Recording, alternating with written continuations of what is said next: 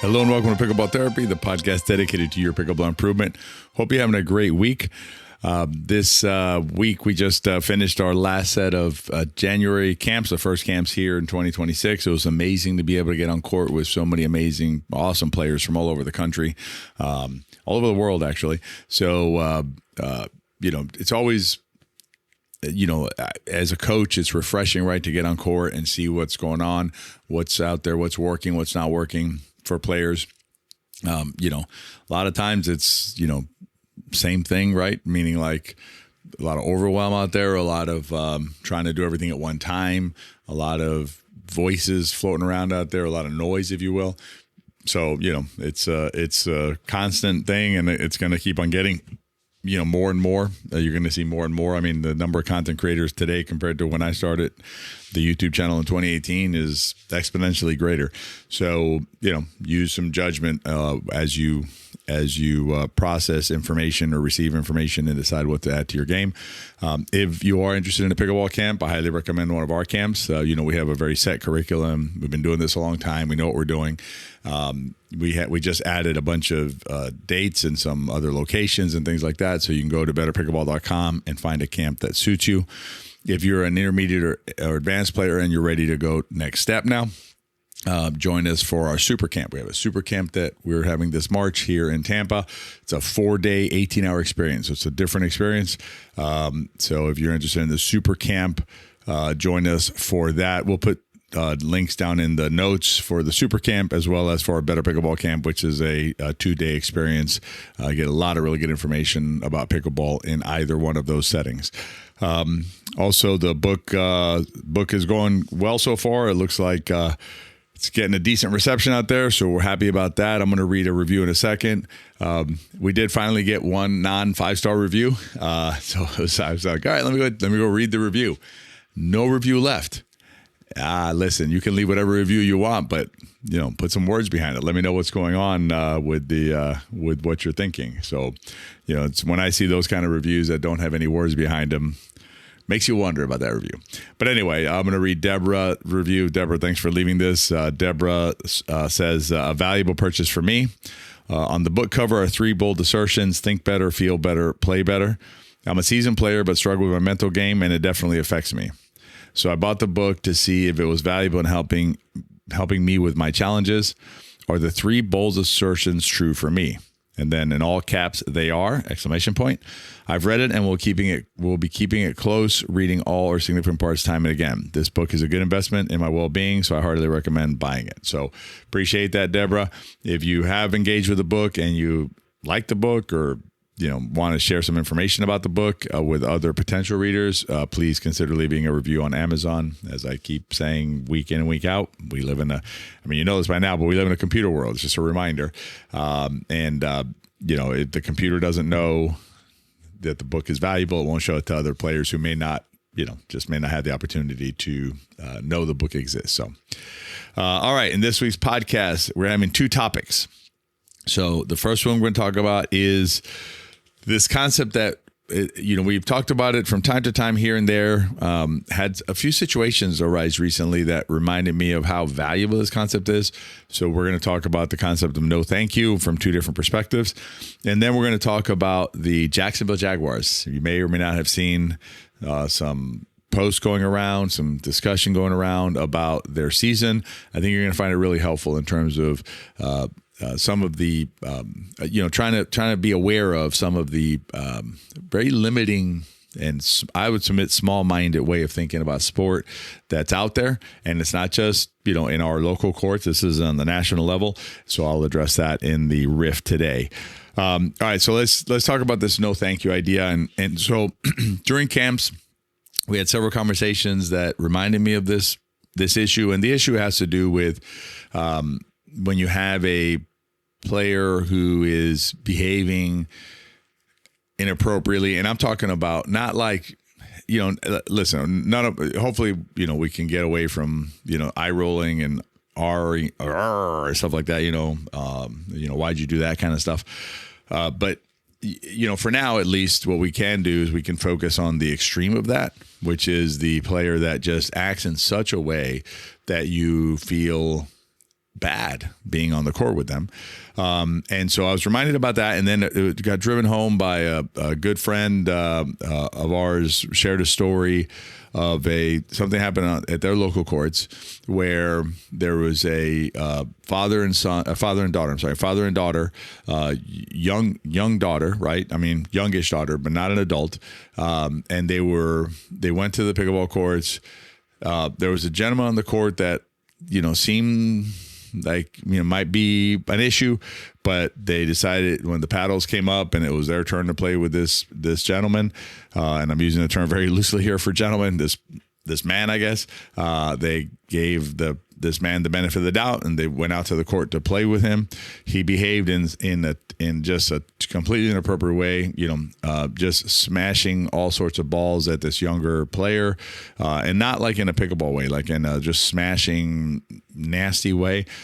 He was cursing. He was just behaving in a way that just, who wants to be on the court with that? I don't. I can tell you that much, and I won't. But so it got to the point where the father just basically called the game and just said, listen, we're just not going to play anymore, and left the court. The daughter was a little bit shaken by the event, right? As would be expected, and and so my friend who related the story to me is like, this is, obviously it shouldn't happen, period. We can stop the conversation there. But the next, thought is, why would we want someone like this young person to not want to play this amazing sport because of, a bad apple, if you want to call it, or, as a player behaving inappropriately. So and he and I were chatting about this concept of, it's an agency concept. It's no thank you. So he and I were talking about it. So I said, you know what? Let me tee it up. Let's run it through the podcast and share it with everybody, because everybody listening to this has probably had an experience, maybe not exactly that experience, but you had experiences on the court where, you're in open play and rec play, and you just get on the court with somebody and you're just like, it doesn't feel good. Like I want, And so, let's talk about what you can do. But I want to start by talking about what, we need to be, where we should be thinking about maybe, or a little more aware of. If you listen to this podcast, probably not a lot of you listen to this podcast who behave like this man did on that situation. But I think it's important to, let's talk about what, first what we can do as players, and then what we can do to avoid those players. So the first thing we can do as players is obviously be aware of when we're acting in that type of way. And it can happen. I've been guilty of it, not the extent of this gentleman, or this man, but like things like, I see a shot get hit that, strategically wouldn't be the shot that I would hit. I'm sure that my body language may, reflect that from time to time. I try and avoid exasperations, and I don't think I do exasperations, but I can see like a shoulder turn, or like a head drop or something in the moment, before I catch myself. So, it's being aware of those reactions, right, that we may have from time to time, even the small ones, right? I think the more we're aware of all of them, the less likely we will be to stray further down that path of negative communication to our partner and our opponents and anybody else around. So the first one is to be aware ourselves of our behavior and to monitor our behavior, just to check ourselves, right? Or are we behaving, relative to our friends? If you have a friend of yours who you play with, who you're close enough with, you can ask them. There's nothing wrong with that. You can say, is there anything that's going on that causes you any concern when I'm on the court, or do you see any other players that, engage with that? And I can tell you that it just popped in my head that a friend told me one time that they didn't realize that what they were doing was harming anybody else, and they didn't intend to harm anybody else. It's just something that they were doing that was in fact having a negative effect. And once it was pointed out to them by a friend of theirs, they were like, okay, crap, I didn't understand that I was doing that. Now I'm aware of it. And B, we're able to modify their behavior to start reducing it and ultimately try and get away from it completely. So first one is monitoring ourselves. Second one is using whatever, obviously, I'm not trying to tell you to do something that's uncomfortable for yourself, but if you have a position within that group, right, where you can assert certain behavioral rules for your group, then assert them, right? Speak to the player who's, misbehaving, perhaps, talk to other players about what to do about that situation.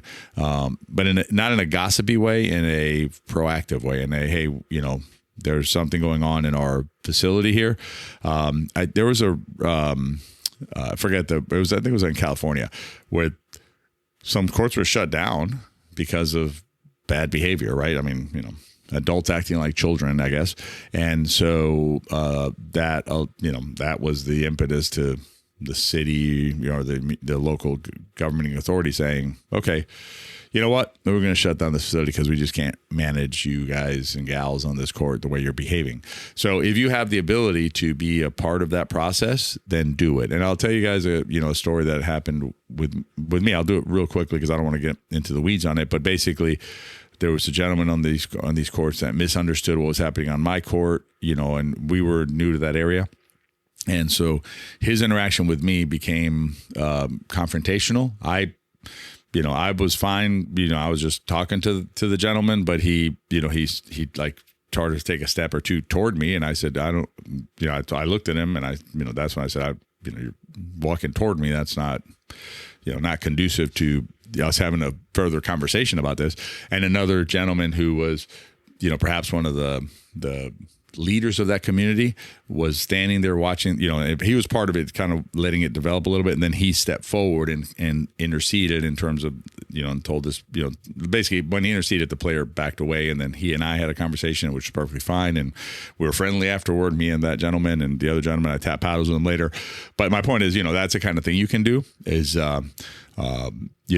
be like an ally of proper behavior, right? And then just, intercede when you can in those situations. But let's talk now about what you can do when you are being subjected or about to be subjected to that kind of situation. And this is where this idea of no thank you shines. And it's simply agency, right? And since I developed the concept since I articulated this idea of saying no thank you, there's I've become much more versed in the world. And one of the terms that I really like is sonder. Sonder is basically it's a realization that every person that you come across, that you interact with, and just every other person, right, has a right to navigate the world, right? Have their own path through the world without you interfering with them. And frankly, you have a right to navigate the world the same way without them interfering with you. So, you can use sonder here as well in terms of your decision making when you're potentially being put in that situation, or you've already been put in that situation, what to do next. I think what the father did in the story I related earlier was absolutely correct. This is, let's start from a premise here. We are playing a game. And this is a voluntary activity that we are engaging in. This is not required. It's not mandatory. It's not, and it's supposed to be fun, right? It's supposed to be a good experience. It's supposed to be a positive experience. And so if you are going to be put in a situation where you are not going to where you're going to feel negative, right? And I'm going to clarify this a little more in a second, but generally speaking, if you're going to be put in a situation where you're going to feel negative about yourself, about your experience that day, things like that, you have 100% right to say no thank you, to decline the invitation, if you will, to play on that court with that player who is the player who you choose not to play with. There used to be a player here in this area who he wasn't a bad person. He wasn't a bad guy. He wasn't trying to do anything, but he played out of control, and he would have every ball 900 miles an hour, out of control. Now, I play against players who play aggressively, and I'm okay with that. But I'm not going to get on a court with a player who is going to simply whack every ball in any direction with no control over the shots all the time as hard as they can. So whenever I was asked to, do you want to play, and I saw that player get on the court, I would say no. And I would, go do something else. That's me exercising my agency because I did not want to risk, hitting, ball hitting my eye with that kind of player when there's no reason to and no need to. So, you can exercise the same agency over your decision making. Compare that to like if you were, let's say you were a medical professional, or let's say you're a paramedic. Let's go to the extreme. You're a paramedic and you're responding to an accident and there's an injury, and the person who's injured is treating you terribly. They're berating you. They're talking whatever they want to say about it, whatever. You there, I would say you have an obligation to deal with it and provide the assistance, right? That's not optional. That's not, and I'm not condoning the conduct of the person you're trying to help, but if that, you can't just walk away. Pickleball, pretty sure you can just walk away. You can avoid it to begin with. How you avoid it is up to you. You can say, you can make up an excuse if you don't want to, if you're not comfortable just saying no. You have to take a call. You run to the restroom. You're tweaked your calf. You need to massage it for a minute. Whatever. Or you can just say no, thank you if you want to be more direct. And you can even go as far as articulating why you don't want to play on that court. The other thing I would suggest is there's a value in if it's commonly understood that this player treats all the players in that facility negatively, then I've never understood why players believe they must step out onto the court with a player who is going to cause them harm, mental or physical. And so, my view on that is, if you're at a facility and there's open play and the open play rules are that, anybody can get to play, which I'm all about that. And the offending player's paddle comes up. I don't know why anybody steps out on that court. Now, the offending player, I believe, would have a right to the court. That's the way I see the world. And then I start a timer of whatever the normal time of games is there. Maybe you can go to the top end of it. 8 minutes, 10 minutes, 12 minutes, whatever it is. Start a timer. And then the player can have the court. They want to go out there and serve. They want to go out there and run laps around the court. I'm not going to deny them use of the court, use of the facility, because it is a community facility. But I am not going to step out onto that court and subject myself to that player's behavior. Now, that player then would have a choice, adjust behavior, or enjoy the court by themselves. That's their call. And that's the idea of Sonder, right? I'm not, that player, they have a right to however they want to interact with the world. That doesn't mean that I need to subject myself to their way of interacting with the world. I promised you I was going to clarify a little bit more about how this works. What I'm not talking about here where, you're paired up with a player who doesn't know how to play the way you think the game should be played, or perhaps the way the game should be played, depending on where you're at. But, that's not what I'm talking about here, and I'm not talking about a player who, maybe doesn't do everything perfectly. Okay. It's your call, right? I mean, you can always, you can decide not to play with anybody. That's your choice. But my advice as the host of this podcast, I guess I'm like the boss of the podcast, right?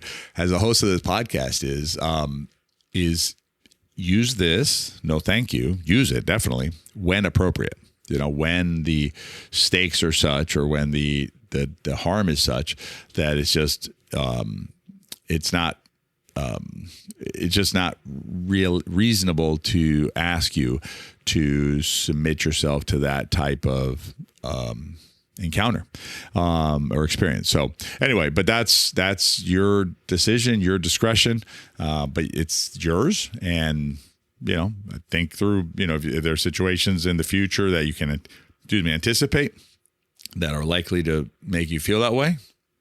No, thank you, is there for you. All right, let me dive into the riff. This was an interesting. The more I've done this podcast, the more I've thought about sports and the psychological part of sports. The more I thought about the way we as a society engage with sport. The more I think that we. When I say we, let me not overstate the case. The more I think that a large part of us, a large part of our society, comes at sport from a very small-minded viewpoint. And it's very limiting and, to me, damaging. I think it limits the enjoyment of sport in general. And it was brought to the surface with the Jacksonville Jaguars lost in the playoffs.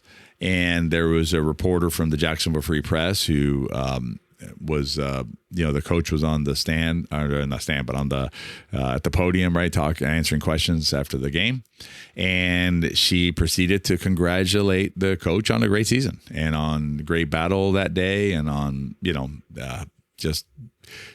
putting in the effort and putting in the work, and nothing to be told. I believe she's actually I saw her.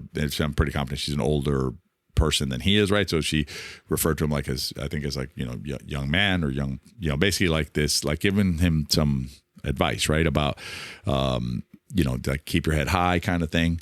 I thought it was fantastic. I mean, what's wrong with that, right? I mean, so if you don't win the Super Bowl in football, you suck, you're bad, it's just such a weird, so reductive. So that's why I say, to me, it's like very small-minded, right? It's like, it's singular. It's I just heard the dog bark outside, so it kind of reminds me of when I let them out in the backyard. It's all about chasing the squirrel, right? It's all about it's just one thing, right? And they just as humans, I don't think we need to think that way. I think we can be more nuanced. I think we can live in the gray a little bit more. And I thought her comment was really mature. I thought it was refreshing. I thought it was just a beautiful moment, and you can see the coach's face, and he's, it was like he was almost like shocked at receiving these words, but in a positive way. He was kind of like, and so then, there was like any of these kind of things, right? It blows up, it goes viral. And so you have sports reporters on both sides of this conversation now saying, some are saying like, that was really beautiful. Same thing I just said, right? And then you have other reporters who are out there like, this is a fake news, like fake reporter. What is she doing? Why is she in there? It's embarrassing. They should feel basically like they should be embarrassed. The Jaguars should feel embarrassed. They should. Seriously? Really? Seriously? I mean, it's a game, guys. I understand it's professional football. I understand all that, but it's still football. It's still a sport. It's a game, and yes, it's being played at the highest level. Yes, there's money involved. Yes, but it's like, do we then just destroy the competition itself and only focus again, like the squirrel thing, like it's just win or you suck? It reminds me in the book, one of my favorite movies, and I think it's a really good movie. It's a funny movie, I think. I mean, the humor in it's next level to me. But even outside the humor, the messaging in that movie, and I'm talking about Talladega Nights, the Ballad of Ricky Bobby, I think is the full name of it. Where Ricky Bobby says, he does say this, but it's because his dad told him one time when he was high, and he's like, either you're first or you're last. And so I play with that in the book a little bit. But isn't that the mentality we're talking about here? Either you win it all or you're terrible. And we even gotten to the place where, like, if you win it this year but don't win it next year, you failed. I mean, it's insane. And so, but I was reminded of that with this conversation about the Jacksonville Jaguars. And, I hope that if you listen to this podcast, perhaps you read the book, think about life and pickleball and how it the piece it is in your life, right? How it plays with your life, the role it plays in your life. So what I'm trying to reach for here is, it's not about just winning, guys. It's not just about, like hoisting this mythical trophy at the end, because, it's really Actually, I looked up the term the other day. I think this might apply here. I'm going to use it, and if I'm wrong, let me know somehow. I think it's called a Pyrrhic victory, and basically it's like the victory that destroys you. And it was this emperor, I think it might have been a Persian emperor, who won a ton of battles, but against the Romans, but decimated the army. So he was winning the battles, but it was but destroying his army because he was taking such big losses. To me, it's kind of like that here, right? It's like, potentially chasing this thing, right?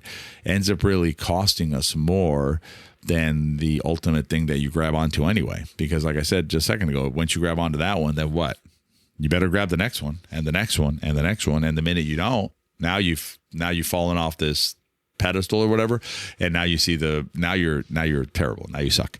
So anyway, so hopefully we can move the needle more the other way, where it's okay to have a football team that loses a game after getting to the playoffs, right, and all that, and just and congratulate them on a good valiant effort, and like the reporter said, there's next season, so keep working.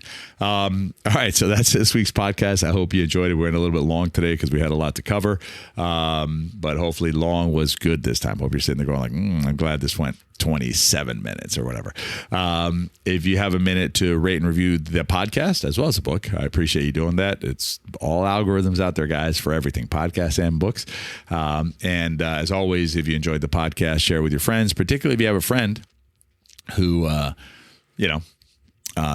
doesn't know that they have the agency to avoid getting, avoid being damaged in this beautiful sport of pickleball. I hope you have a great week, and I'll see you all on the next episode of Pickleball Therapy. Be well.